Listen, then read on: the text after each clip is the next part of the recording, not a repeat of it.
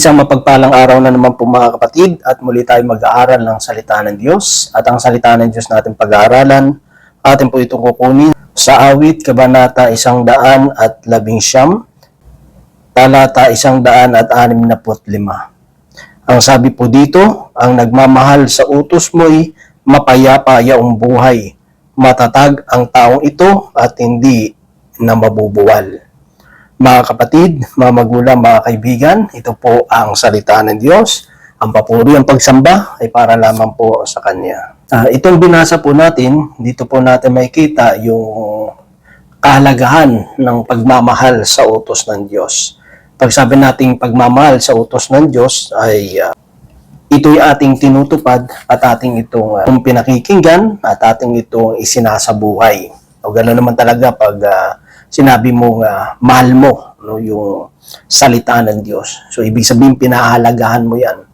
At dito makikita natin na malaki ang magiging benepisyo sa atin kung ating pong papahalagahan, ating panghahawakan, ating mamahalin yung utos ng Diyos. Pag sabi natin minamahal natin, iniingatan natin ito sa ating mga puso. Ayaw nating mawalay sa salita niya. Tayo ay sumusunod at namumuhay sa mga kautusan ng ating Panginoon sapagkat alam natin na kung tayo ay mamumuhay sa utos ng Diyos, ito ay para sa ating ikabubuti. Hindi tayo mapapahamak, hindi tayo mababalisa, hindi tayo mawawalan ng pag-asa. Ano man yung kahirapan, ano man yung mga bagay na pwede natin pagdaanan sa buhay, ating ito mapagtatagumpayan dahil na doon sa utos ng Diyos, dahil doon sa salita ng Panginoon.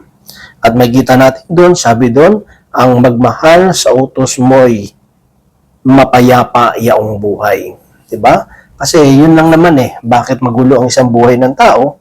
Kasi nga, wala ang Diyos sa buhay niya Pag ang tao, walang takot sa Diyos, wala yung salita ng Diyos, wala yung Diyos sa kanyang buhay, talagang magulo yung buhay niya kasi walang nag-guide walang sumusubaybay sa kanya. Di ba? At kung ang tao ay namumuhay sa salita ng Panginoon at tayo rin, di ba? Bilang mga magulang, napakalaga na dinadala natin, tinuturuan natin yung ating mga anak tungkol sa Panginoon, tungkol sa kanyang mga salita. Sapagkat yun ang the best na kayamanan na pwede nating iwan sa ating mga anak. Dahil ito yung magdudulot sa kanila ng kapayapaan, hindi lang sa kanila, kundi sa atin din bilang mga magulang. Kasi alam natin na kapag yung mga anak natin ay lumaki sa salita ng Diyos, saan man sila pumaroon, wala tayong kinatatakot. Kasi alam natin mapapabuti yung kanilang mga buhay. Diba? Siyempre, nang maliliit yan, talagang inaalagaan natin, ayaw natin silang mapahamak, di ba? Talagang under sa watch mo di ba? Tapos sabi mo, pag lumaki na to, at least wala na akong masyadong babantayan. Kasi, siyempre, pag mga maliliit, makukulit, no? Pero hindi, habang lumalaki sila at nagdadalaga, nagbibinata, mas mas dapat mga bantayan, di ba? Kasi nga mas matindi na yung impluwensya, matindi na yung kasi marami rin talaga na kahit lumaki pa doon sa gawain, lumaki na sa salita ng Diyos, minsan natatangay pa ng mga bagay sa mundong ito. Diba, ng impluwensya sa mundong ito. Minsan nakakalimot na manalangin, nakakalimot na magsimba sa Panginoon, makinig na salita ng Panginoon, sa salita ng Diyos kasi naging busy na sa mundong ito. So kung yung mga anak nga na meron na, natamnan na ng salita ng Diyos, medyo minsan na nagwe-wave pa yung kanilang pananampalataya, minsan nahahatak pa ng mundo, how much more kung wala na talaga na salita ng Diyos yan, di ba? Kaya nga sa atin ay talagang nakikita natin yung kahalagahan na kapag ang tao talaga ay lumaki sa salita ng Panginoon. Kasi merong, at least kahit paano, merong magwa-warn sa iyo. Diba? Merong salita ng Diyos na pipigil sa atin. Diba? O kung medyo malis man tayo ng landas, ay yung salita pa rin ng Panginoon, yung magiging gabay natin eh. Yung pa rin yung parang magpapaalala sa atin na, oh, mali yung ginawa mo. Diba? Parang nasobrahan ko na yata, no? Parang nanliligaw ka na ng langdas. Kasi ano yun eh, yung salita ng Diyos, mangungusap yan eh, sa tao, di ba? Kasi yung salita ng Diyos, buhay yan eh. At lalo siyempre, hindi rin nahayaan ng Panginoon na yung purpose ng kanyang salita na naitanim sa puso natin ay mawalan lang ng kabuluhan. Di ba? Kaya nga, siyempre, sa mga magulang, nandun pa rin yung backup din, no? Di ba? Sa prayer, yung pagpapaalala.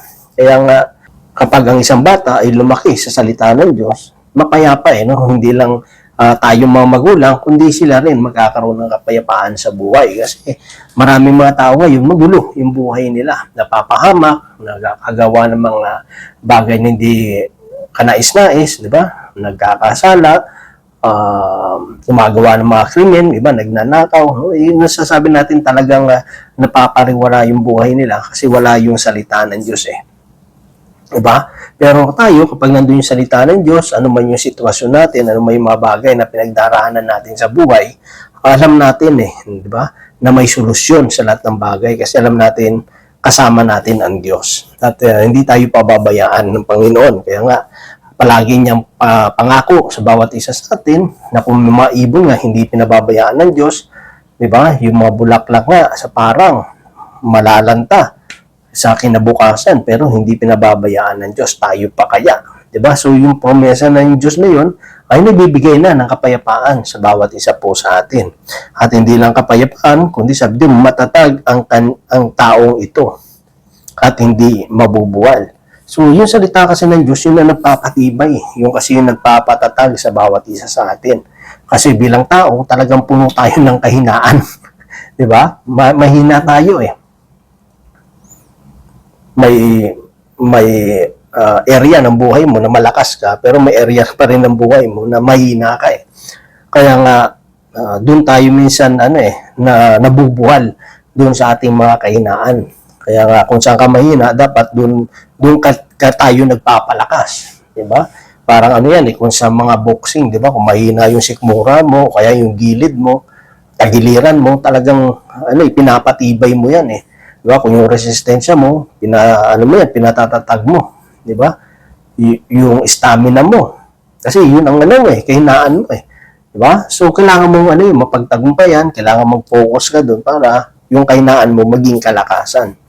So, sa buhay natin, kapag nandun yung salita ng Diyos, pinapawi ng salita ng Diyos yung kahinaan natin. Yung kahinaan natin, sa pamagitan ng salita ng Diyos, pinatatatag ng Panginoon. Kapag nawawalan tayo, nakakaramdam tayo ng pagkapagod, nakakaramdam tayo ng pagkabalisa, ano sasabihin ng Lord?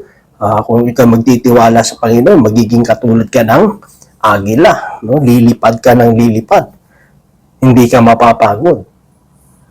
Pagdating naman ng mga pagsubok, nandun pa rin yung salita ng Panginoon. Ako ang Diyos, hindi kita iiwan, ipababayaan man. So sa lahat ng pinagdaraanan natin, sa lahat ng sitwasyon ng buhay natin, merong salita ang Diyos na ipinapangako sa bawat isa sa atin. Na itong mga salitang ito ay magpapatatag ng ating buhay pananampalataya.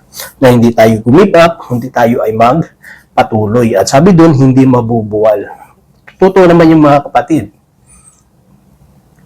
Kasi kahit madapa ka man, tatayo ka pa rin eh. No? Iba yung nadapa ka at iba yung nabuwal. No? Kasi pag nabuwal kasi, pag ganun, patumba pa ganun. No? Pero yung nadapa ka, no? yung mukha mo yung pipirma sa may lupa, kaya kung sa semento yung bagsak mo, di ba? Pero pababangunin tayo ng Panginoon, di ba? Pag nabuwal na kasi, paano na yan eh? Parang puno, di ba? Pag nabuwal yung puno, ano na yun? Mamamatay na yun eh. Di ba? Yung pag-asa niya talagang wala na makakasurvive pa. Pero tayo, nadadapa man, pero hindi tayo mabubuwal. Di ba? Kasi sa pagkadapa natin, nandun yung kamay ng Diyos eh, natutulong sa atin upang tayo patatagin. Patatagin yung tuhod natin na sa susunod, at makaroon tayo ng learn, no? Ano ba yung naging rason, ano ba yung naging dahilan, bakit tayo nadapa. Ipapakita ng Diyos yun sa atin para sa susunod, makaiwas na tayo at alam na natin kung ano ba yung dapat natin gagawin. So sabi dito, tumatatag at hindi mabubuwal. Kasi siyempre, pag ang salita ng Diyos, talagang itetest yan Ipaparana sa atin ng Panginoon yung kanyang salita. Kaya darating siyempre yung mga trials, yung mga pagsubok, parte kasi ng buhay yan At sa mga challenges naman na yan, doon naman tayo tumitibay, tumatatag. Di ba? Hindi lang naman yan sa pakikinig Di ba? Yung pinakikinggan mo, ipaparana sa iyo kasi doon ka talaga tatatag Di ba? Parang ano yan, parang sabi ko, parang tubig yan, di ba, na binili mo. Kung hindi mo iinumin ito, yung mararanasan yung kabutihang epekto nito sa katawan mo. Di ba? Diyan yung salita ng Diyos. Kasi pag di mo ito ininom, di ba? Yung bisa ng tubig na malaking maitutulong lalo sa katawan natin para ma-refresh tayo at hindi tayo matuyuan. Di ba? So, hindi siya magkakaroon ng epekto sa katawan natin kung mananatili lang siya sa may bote at hindi natin siya i-apply sa buhay natin. Di ba? Ganun naman mga kapatid Kaya huwag tayong matakot kung dumaraan man tayo sa mga pagsubok, kung dumaraan man tayo sa mga problema, kasi part talaga yan na habang dumarami yung ating nalalaman sa salita ng Diyos, normal din na dadami rin yung mga challenges. Diba? Kasi gusto rin ng Panginoon na patunayan sa atin na totoo yung kanyang mga pangako. Totoo yung kanyang mga salita na kanyang binibitawan sa bawat isa sa atin. Kasi doon tumatatag yung pananampalataya natin kasi tayo mismo napatutunayan natin, tayo mismo yung buhay na patutuo We are the living witness talaga na totoo yung salita ng Diyos. Bakit natin nasasabi na totoo yung salita ng Diyos? Kasi tayo mismo nararanasan natin yung kapangyarihan ng salita ng Diyos. Diba? Kasi kapag ikaw mismo kasi nakakaranas, kaya mong tayuan yan kahit pagtulungan ka pa ng mga tao na bitawan mo o ibuwal ka, hindi ka nila maibubuwal. Kasi bakit? Kasi nag-ugat na yung salita ng Diyos sa atin Tayo mismo yung nakaranas ng salita ng Panginoon. Kaya napakalaga yung pagmamahal sa salita ng Diyos. Nagkakaroon tayo ng time, ng oras sa pagninilay, pakikinig, pag-aaral ng salita ng Diyos. At syempre, para patuloy nating makasama ang Panginoon sa buhay natin, ay dapat patuloy nating isinasabuhay yung kanyang mga salita.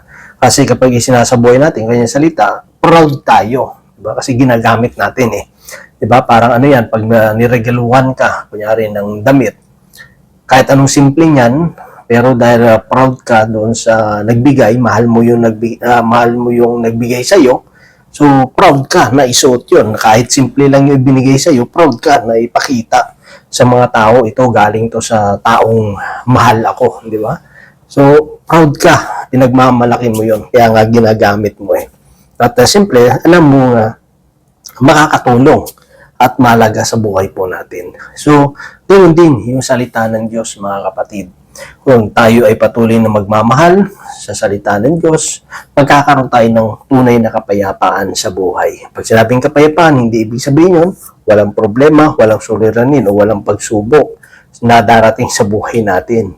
Bagkus, dumating man yun, panatag yung puso, yung ating isipan kasi alam natin, hindi tayo pababayaan ng Diyos. At kung sa mga pinagdaraanan natin yun, doon naman tayo tumatatag at dahil tayo ay tumatatag dahil dumarami yung ating mga natututunan at dahil patuloy nating nararanasan yung gabay at patnubay ng Diyos, alam natin na anuman yung ating suungin, sabi nga, dumaan ka man sa ilog, hindi ka malulunod, dumaan ka man sa apoy, hindi ka masusunog sapagkat kasama natin ang Diyos. So yun lamang mga kapatid at nawa patuloy ang Diyos na mag-ari sa bawat puso sa natin at patuloy pag-alabin ang pagmamahal sa kanyang mga salita. So yun lamang mga kapatid at nawa ang Diyos patuloy na magpala sa bawat isa sa atin. God bless po sa ating lahat.